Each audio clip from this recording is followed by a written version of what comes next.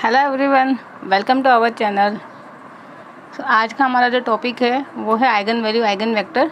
इससे पहले मैं इस टॉपिक से रिलेटेड एक वीडियो प्रोवाइड करवा चुकी हूँ 3rd नंबर का, ठीक है ना। उसमें हमने आइगन वैल्यूज़ और उसकी सारी प्रॉपर्टीज़ देखी थी हमने। अब आज वाले जो वीडियो है उसमें हम आइगन वेक्टर की प्रॉपर्टीज़ और दोनों के मिक्स क्वेश्चन करेंगे, आइगन वैल्यूज़ आइगन वेक्टर, ठीक है। तो स्टार्ट करते हैं हमारा आज का वीडियो। अब जो आइगन वेक्टर्स होता है उसकी प्रॉपर्टीज़ क्या होती है, वो केवल ये 5 प्रॉपर्टीज़ होती हैं इंपॉर्टेंट, जो एग्जाम में बेसिकली पूछी जाती हैं। क्या क्या है ये प्रॉपर्टी, वो 1 बाय 1 में एक्सप्लेन करती हूँ। जैसे नंबर 1 में यहाँ लिखा हुआ है the eigen vector corresponding to eigen values not unique. Means जैसे हमने बोला कि लेमडा हम यहाँ पे निकालते हैं आइगन वैल्यू, ठीक है ना। एक्स ये मैट्रिक होती है X equal to lambda X, इसमें जो लेमडा होता है वो होती है आइगन वैल्यू। जब आप आइगन वैल्यू फाइंड करते हैं तो जितना मैट्रिक्स का ऑर्डर होता है उतनी आइगन वैल्यूज आपको मिलती है। अब इन सभी आइगन वैल्यूज़ के करस्पॉन्डिंग आपको आइगन वेक्टर फाइंड करने होते हैं x1, ठीक है ना। अब ये जो पहली प्रॉपर्टी है वो ये बोल रहा है कि जो आइगन वेक्टर होते हैं किसी भी आइगन वैल्यू के करस्पॉन्डिंग वो कभी भी यूनिक नहीं होते हैं। क्यों नहीं होते हैं? क्योंकि हमेशा जो आपको आइगन वेक्टर मिलता है वो k टाइम्स ऑफ x मिलता है। मीन्स इनके जितने भी लीनियर कॉम्बिनेशंस होंगे वो सारे के सारे भी क्या बनेंगे, इनके आइगन वेक्टर्स बनेंगे। कैसे बनेगा वो तो जब मैंने क्वेश्चन करवाऊंगी तब मैं आपको बताऊंगी, बट अभी आप ये याद रखना कि आइगन वेक्टर होते हैं वो कभी भी यूनिक नहीं होते हैं, नॉट यूनिक। क्लियर। फिर नंबर 2 है कि अगर lambda 1 lambda 2 lambda n distinct, ये बस ये इंपॉर्टेंट चीज़ है कि किसी मैट्रिक्स का ऑर्डर यदि n है और उसके आपको n डिस्टिंक्ट आइगन वैल्यूज़ मिलते हैं जिनका ऑर्डर क्या है यहाँ पे n cross n, then corresponding eigen vector x1 x2 xn are li, तो फिर आपको n li आइगन वेक्टर्स मिल जाएंगे अगर n डिस्टिंक्ट आइगन वैल्यूज़ हैं तो किसी मैट्रिक्स के लिए। क्लियर। अब नंबर 3rd प्रॉपर्टी है कि if 2 and more than 2 eigen values are equal. अब यदि डिस्टिंक्ट हैं तब तो n li आइगन वैल्यूज़ मिल जाएंगी, sorry n li eigen vectors मिल जाएंगे। बट यदि 2 या 2 से ज़्यादा आइगन वैल्यूज़ रिपीट होते हैं तो फिर हम कह सकते हैं देन इट मे और may not be possible to get li eigen vector corresponding to eigen value. तो फिर कोई ज़रूरी नहीं है कि वो जो रिपीट हो रहे हैं उनके केस में आपको li आइगन वेक्टर मिलेंगे ही मिलेंगे। सपोज लेमडा 1 लेमडा 2 बराबर लेमडा के इक्वल है तो दैट में आइगन वैल्यू तो एक ही है, बट ये क्या है 2 बार रिपीट हो रहा है। तो जब इसके करस्पॉन्डिंग आप आइगन वेक्टर निकालेंगे तो हो सकता है आपको एक ही मिले या फिर आपको मिल सकता है इसके लिए 2 अलग अलग आइगन वेक्टर। तो अगर 2 अलग अलग आइगन वेक्टर मिलेंगे जब तक हो जाएंगे li आइगन वेक्टर। अगर एक ही मिलेगा तो आप बोलेंगे कि 2 आइगन वैल्यू के करस्पॉन्डिंग आपको एक ही li आइगन वेक्टर मिला, तो दैट मीन जो मैट्रिक्स होगी वो डायगोनलाइजेबल नहीं होगी। डायगोनलाइजेबल होने के लिए जितना मैट्रिक्स का ऑर्डर होता है उतने ही li आइगन वेक्टर मिलने चाहिए, तो मैट्रिक्स डायगोनलाइजेबल होगी, अदरवाइज नहीं होगी। ठीक। फिर नंबर 4 है eigen vector corresponding two distinct eigen values. ये डिस्टिंक्ट आइगन वैल्यूज लिखिए ऑफ रियल सिमेट्रिक मैट्रिक। ये इंपॉर्टेंट प्रॉपर्टी है यहाँ पे एग्जाम के लिए, एग्जाम में पूछी जाती है कि अगर मैट्रिक्स रियल सिमेट्रिक मैट्रिक्स है, real symmetric meaning A equal to A transpose है। अब रियल सिमेट्रिक मैट्रिक्स के जितने भी डिस्टिंक्ट आइगन वैल्यूज़ होते हैं वो सभी आपस में क्या होते हैं, ऑर्थोगोनल होते हैं, ठीक है ना। उनके करस्पॉन्डिंग जो आइगन वेक्टर निकालेंगे वो हमेशा क्या होंगे, ऑर्थोगोनल। और what is the meaning of orthogonal, तो हम लेगा कोई भी 2 वेक्टर्स जो हैं x1 x2 उन्हें हम ऑर्थोगोनल बोलेंगे कब, जब x1 t x2 equal to 0, यानी x1 का ट्रांसफर निकाला x2 से मल्टीप्लाई कर दें तो ये मल्टीप्लिकेशन हमेशा क्या मिलेगा, 0 के इक्वल। एंड नंबर 5 है कि if number of li eigen vector is equal to order of a matrix then matrix is diagonalizable. तो ये वैसे ही है जैसे कि मैंने यहाँ एक्सप्लेन किया था अभी नंबर 2 नंबर 3 में कि अगर n मैट्रिक्स का ऑर्डर n है और आपको n ही li आइगन वेक्टर मिल जाते हैं तब तो मैट्रिक्स क्या होगी, डायगोनलाइजेबल, यानी आप उसको डायगोनल फॉर्म में कन्वर्ट कर सकते हैं। बट अगर आपके पास यहाँ पे n li आइगन वेक्टर नहीं होते हैं तो फिर आप यहाँ पे उसको डायगोनल फॉर्म में कन्वर्ट नहीं कर सकते हैं। तो ये नंबर 5 है कि if number of li eigen vector is equal to order of a matrix then matrix is diagonalizable. Clear. अब हम देखते हैं eigen value and eigen vector के मिक्स क्वेश्चन, किस टाइप के क्वेश्चन एग्जाम में पूछे जाते हैं। जैसे कि मैंने बताया था आपको प्रॉपर्टी बेस्ड क्वेश्चन ज़्यादा आते हैं, तो किस तरीके से हम प्रॉपर्टीज़ को काम में लेंगे वो मैं अब क्वेश्चन की हेल्प से आपको एक्सप्लेन करती हूँ।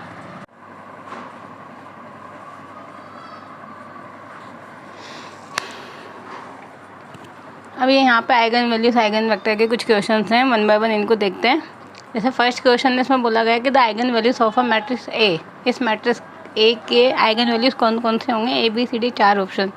तो एक तो है कि जो डेफिनेशन है उससे आप फाइंड करें ए माइनस लेमडा आई बराबर 0, यानी कैरेक्टरिस्टिक इक्वेशन बनाए उसको सॉल्व करें, तो वो प्रोसेस थोड़ा सा लेंदी हो जाएगा। और आप चाहें तो इस मैट्रिक्स को उससे सॉल्व भी कर सकते हैं, क्योंकि यहाँ पे 3 एलिमेंट 0 हैं, इससे ये इजीली सॉल्व हो जाएगा। बट अगर कभी यहाँ पे मैं आपको शॉर्ट ट्रिक बता देती हूँ कि कभी ये जो मैट्रिक्स है जगह इसमें सारे एलिमेंट प्रेजेंट है और ये कैरेक्टरिस्टिक इक्वेशन सॉल्व करना थोड़ा लेंदी प्रोसेस पड़ रहा है, तो फिर कैसे सॉल्व करेंगे। उसके लिए ये जो 2 प्रॉपर्टीज़ मैंने स्टार्टिंग में लिखवाई थी वो कल वाले वीडियो में देखना आप, जो मैंने आइगन वैल्यूज़ की प्रॉपर्टीज़ बताई थी उसमें कि सम ऑफ आइगन वैल्यू तो होता है ट्रेस के इक्वल और प्रोडक्ट ऑफ आइगन वैल्यू होता है डिटर्मिनेंट ऑफ ए के इक्वल। अब सम ऑफ आइगन वैल्यूज़ यानी इसके जो 4 आइगन वैल्यूज़ होगी उनका जो सम होगा वो ट्रेस के इक्वल होगा। इसका ट्रेस क्या है यहाँ पर 2 4 5 1, उसको ऐड करेंगे 12। तब आप ऑप्शन से देख लीजिए कि किस आइगन वैल्यूज़ का सम 12 के इक्वल आ रहा है। तो केवल एक सी ऑप्शन है जिसमें 12 नहीं आ रहा, बाकी तीनों ऑप्शन का जो सम है वो 12 के इक्वल आ रहा है। तो दैट में अब इससे तो हम कंफर्म नहीं बोल सकते। तो फिर जो दूसरी मेथड है product of eigen values equal to determinant of है, आप उससे चेक करेंगे। इसके लिए आपको इसकी डिटर्मिनेंट फाइंड करनी होगी। तो क्योंकि यहाँ पे 3 एलिमेंट 0 हैं तो डिटर्मिनेंट फाइंड करना थोड़ा ईजी हो जाएगा 2, और फिर यहाँ पे ये 3 क्रॉस 3 ऑर्डर के मैट्रिक्स, फिर उसमें भी 2 एलिमेंट 0 हैं, यानी इस 1 के करस्पॉन्डिंग आप ओपन करेंगे तो कितना मिल जाएगा, ये 40। ठीक है ना। अब यहाँ पे जो 3 ऑप्शन हमारे पास बचे हुए हैं उनमें से देख लीजिए कि किसका प्रोडक्ट यहाँ पे 40 के इक्वल है। तो ऑब्वियसली डी ऑप्शन का ही जो यहाँ पर प्रोडक्ट है वो 40 के इक्वल है, बाकी इनका ऑर्डर या इनका जो मल्टीप्लिकेशन है वो 40 नहीं है। तो इस तरीके से आप प्रॉपर्टी की हेल्प से eigen value eigen vector check कर सकते हैं। ठीक, और आप चाहें तो डायरेक्ट प्रोडक्ट वाला मेथड अप्लाई कर दीजिए, क्योंकि कभी कभी ट्रेस वाला जो मेथड है उसमें तो कई सारे ऑप्शन यहाँ पर सेम मिल जाते हैं, पर प्रोडक्ट वाले में हमेशा एक ही यूनिक आंसर मिलता है। तो आप डायरेक्ट प्रोडक्ट वाला जो मेथड है वही अप्लाई करके चेक कर लीजिए कि सही आइगन वैल्यूज आइगन वेक्टर क्या होंगे।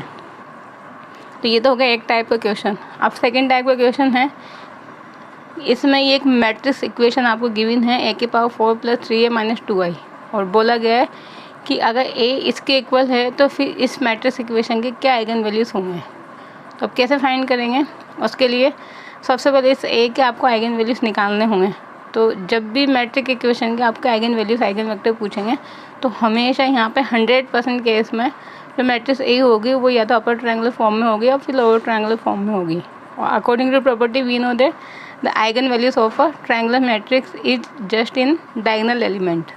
ठीक है ना। तो क्योंकि अपर ट्रायंगुलर फॉर्म है तो इसका जो डायगोनल के एंट्रीज होंगे वही क्या होंगी, इसकी आइगन वैल्यूज़ होंगी। ठीक, अब अगर ए की आइगन वैल्यूज़ मिल गए तो आपको ए की पावर 4 की आइगन वैल्यूज़ भी मिल सकती हैं अकॉर्डिंग टू प्रॉपर्टी।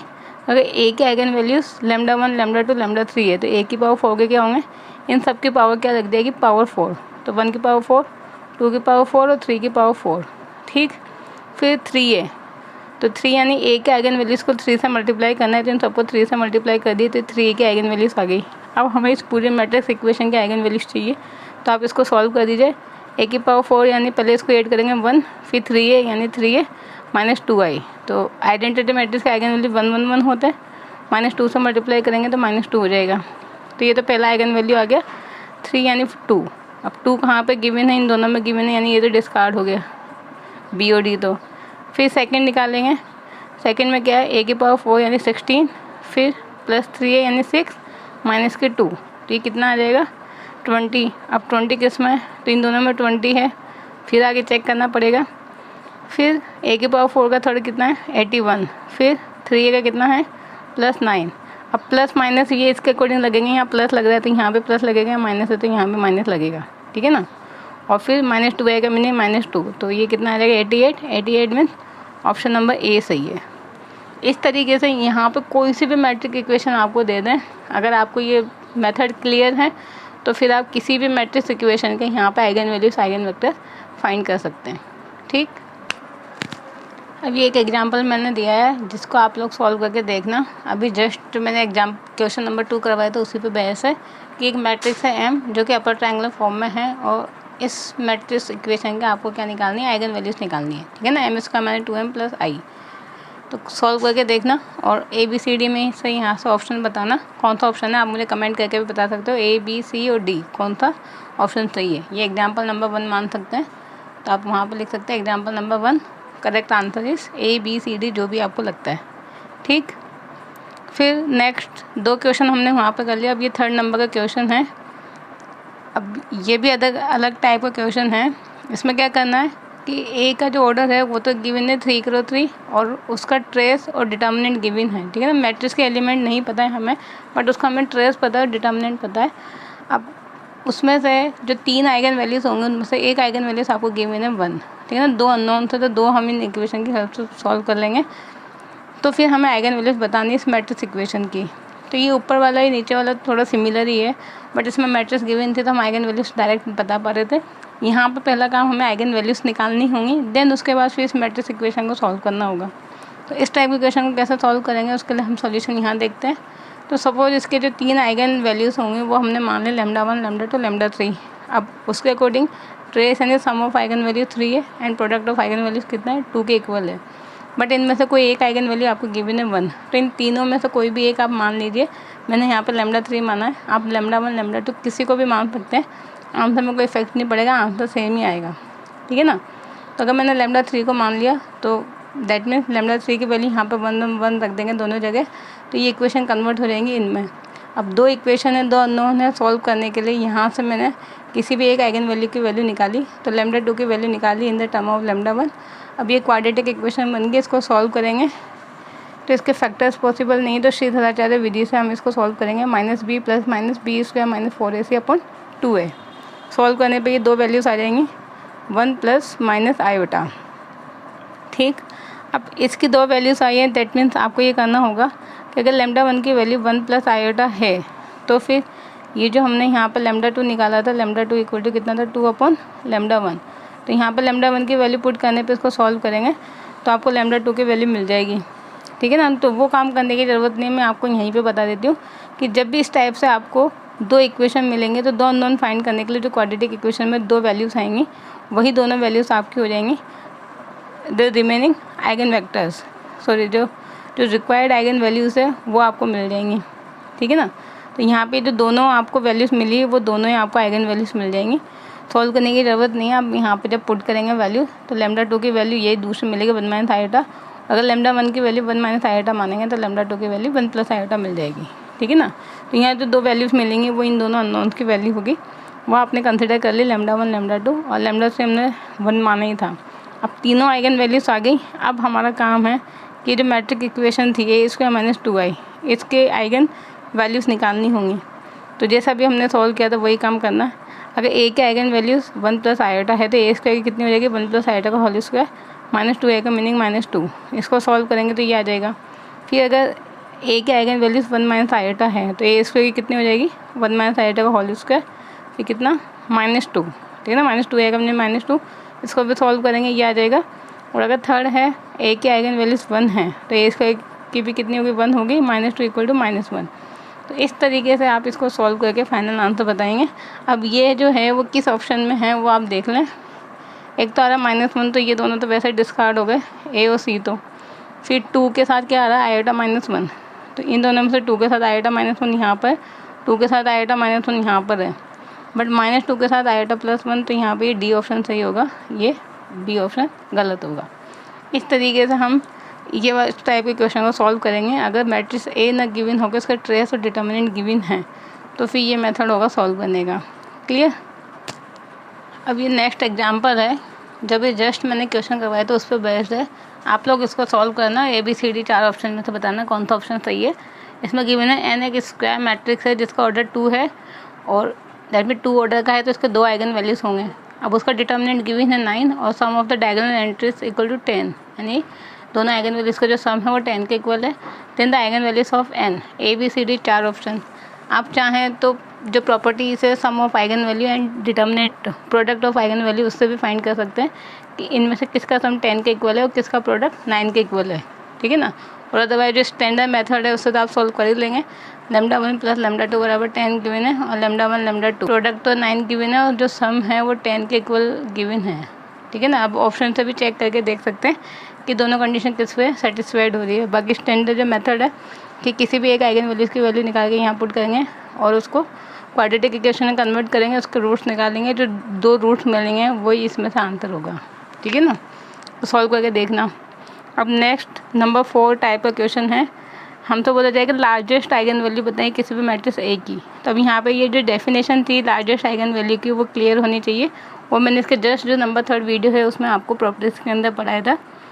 फिर वापस यहाँ बता देती हूँ कि जो लार्जेस्ट आइगन वैल्यू होता है वो कुछ नहीं होता, वो सम ऑफ डायगोनल एंट्रीज होता है। बस जो डायगोनल एंट्रीज का सम होगा वही होगा सबसे बड़ा आइगन वैल्यू। तो इनका सम कितना है 21 के इक्वल, तो आंसर क्या हो जाएगा 21।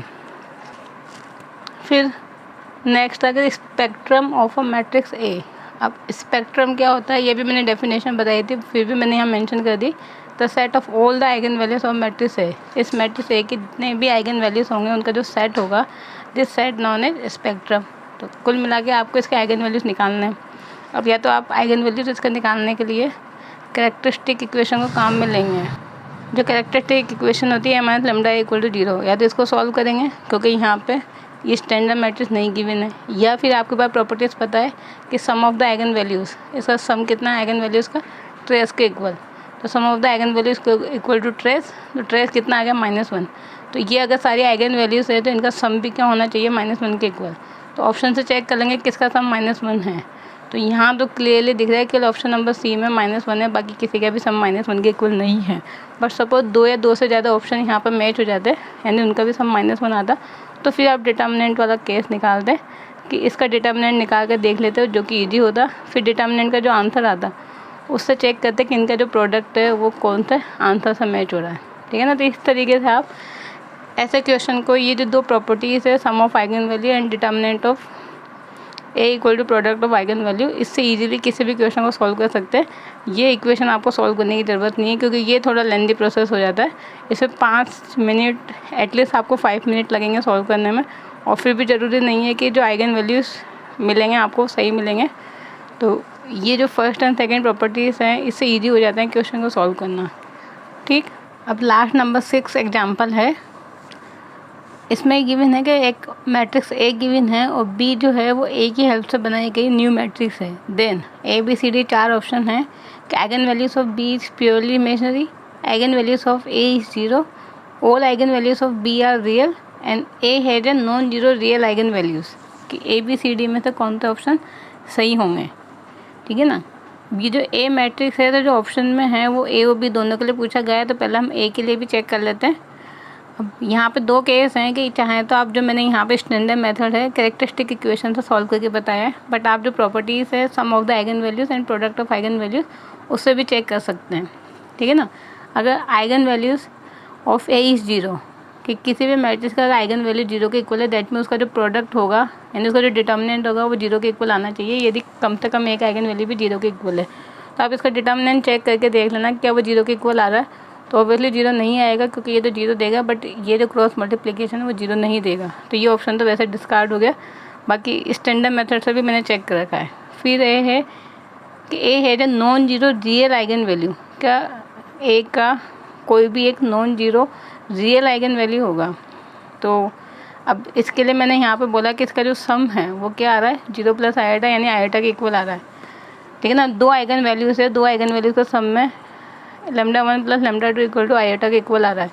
तो वो कब पॉसिबल है, जब दोनों आइगन वैल्यूज़ क्या होंगी यहाँ पे इमेजिनरी होंगे, तभी यहाँ पे आयोटा आएगा।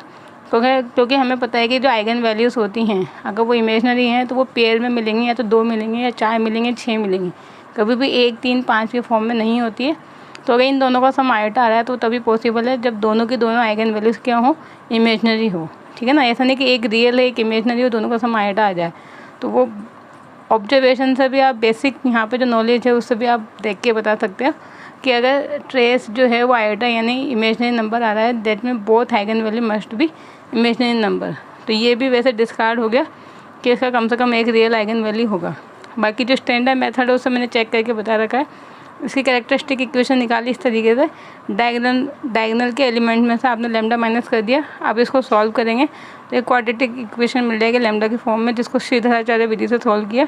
तो ये जो 2 कॉम्प्लेक्स नंबर आ रहे हैं यहाँ पे, ये दोनों आ रही हैं 2 आइगन वैल्यूज ऑफ मैट्रिक्स है जो कि दोनों इमेजिनरी हैं, ठीक है ना। इसलिए हमने बोल दिया कि इसके दोनों की दोनों आइगन वैल्यूज़ क्या होंगी, इमेजिनरी होंगी।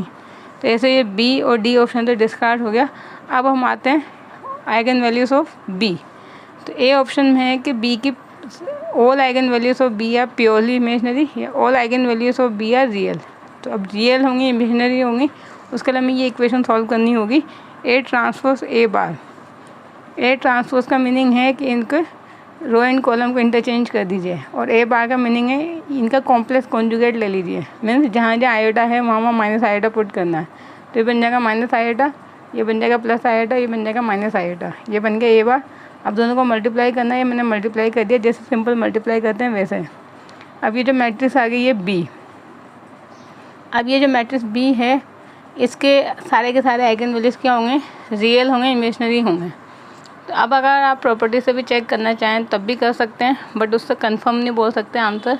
तो उसके लिए अब हम क्या करेंगे कि प्योरली इमेजनरी और प्योर रियल, इसके लिए प्रॉपर्टीज़ होती हैं कि अगर जो मैट्रिक्स है, जैसे यहाँ पे एलिमेंट क्या आ रहे हैं, आयोटा आ रहे हैं, यानी आपको हर्मिशियन और इसकी हर्मिशियन मैट्रिक्स चेक करनी होंगी कि जो बी है वो हर्मिशियन मैट्रिक्स है या इसकी हर्मिशियन मैट्रिक्स है। क्योंकि उसके लिए प्रॉपर्टी होती है कि हर्मिशियन मैट्रिक्स के तो सारे के सारे आइगन वैल्यू क्या होते हैं, रियल होते हैं, और इसकी हर्मिशियन मैट्रिक्स के सारे आइगन वैल्यू या तो जीरो या प्योरली इमेजनरी होते हैं।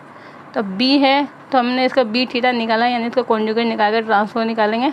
चेक किया तो बी के इक्वल आ रहा है। अब B theta equal to B का मीनिंग है बी हर्मिशियन मैट्रिक है, और हर्मिशियन मैट्रिक के सारे आइगन वैल्यू क्या होते हैं, रियल होते हैं। इस तरीके से हम यहाँ पे सी ऑप्शन को सही बताएंगे। तो ये होते हैं मेन प्रॉपर्टी बेस्ड क्वेश्चन, जिसमें प्रॉपर्टीज़ काम में लेके हम किसी भी क्वेश्चन का आंसर दे सकते हैं विदाउट एनी कैलकुलेशन, ठीक है ना। तो ये यहाँ पे मैंने कुछ 7-8 एग्जांपल आपको करवाएं, कुछ 1-2 मैंने आपको दिए हैं जिनको आप सॉल्व करके देखना। अब इनके जो मैंने आपको 3 टॉपिक्स पढ़ाए हैं, system of linear equation, rank nullity and eigen value eigen vector, इन सब के मिक्स क्वेश्चन मैं आपको टेलीग्राम पे प्रोवाइड करवा दूँगी, जिनसे आप उनको सॉल्व करना, जिनके मैं आंसर की भी प्रोवाइड करवाऊँगी और कोशिश करूँगी सोल्यूशन भी साथ में ही हो, जिनसे आपको सॉल्व करने में प्रॉब्लम ना आए, ठीक है ना। फिर भी आपको कोई प्रॉब्लम या डाउट आता है तो आप मुझसे व्हाट्सअप करके पूछ सकते हो, मैंने व्हाट्सअप नंबर आपको दे रखा है, या फिर आप मुझसे कमेंट करके पूछ सकते हो। व्हाट्सअप करना चाहे तो उस नंबर पर करना 8503936753।